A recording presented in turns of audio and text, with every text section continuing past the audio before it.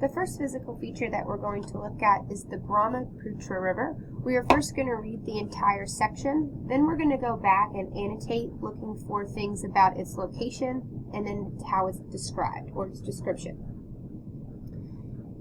The land of India is a subcontinent of Asia. Looking at a map of Asia, you can see that India is attached to this continent. Many geographers call this part of Asia the Indian subcontinent, since mountain ranges separate much of India from the rest of the continent.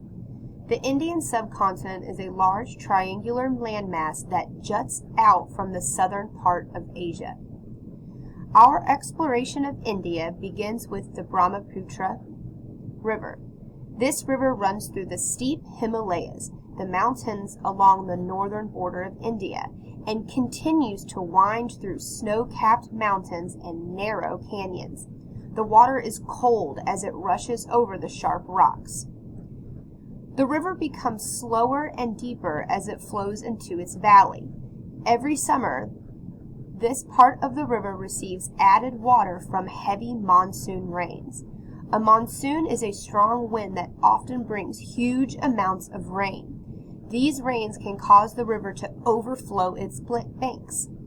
As the river recedes, the rich minerals that have been carried down from the Himalayas remain in the soil of the valley.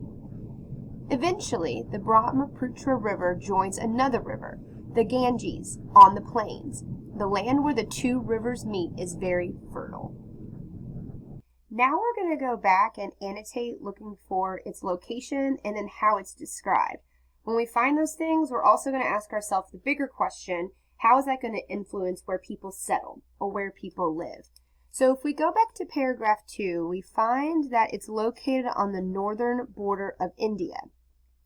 What's important about the northern border of India is that this river actually runs through steep mountains called the Himalayas. So we should ask ourselves, how is a river that is on the northern border of the mountains, is that good for travel and trade? We also see that in paragraph 2, the river is described with cold water and sharp rocks. So again, asking ourselves, is that going to be helpful for travel and trade? In paragraph 3, however, we see that the river becomes slower and deeper. This is because of a new vocabulary term that we are learning called a monsoon. A monsoon is a strong wind that brings heavy rain. So because of these monsoons, rain is getting into the river, which is going to do a couple of things. It's going to overflow its banks, which might impact where people live. And when it overflows these banks, it's going to leave behind rich minerals that have been carried down from the Himalaya mountains. We'll need that in just a minute. In paragraph 4, the Brahmaputra River joins another river. This is an important part of its location, so I'm going to underline that.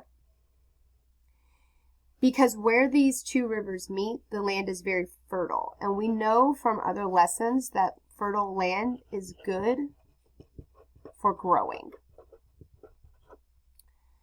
So it's because of these rains that come down the mountain, making the fertile soil, we have to ask ourselves, is that going to be good for farming and resources?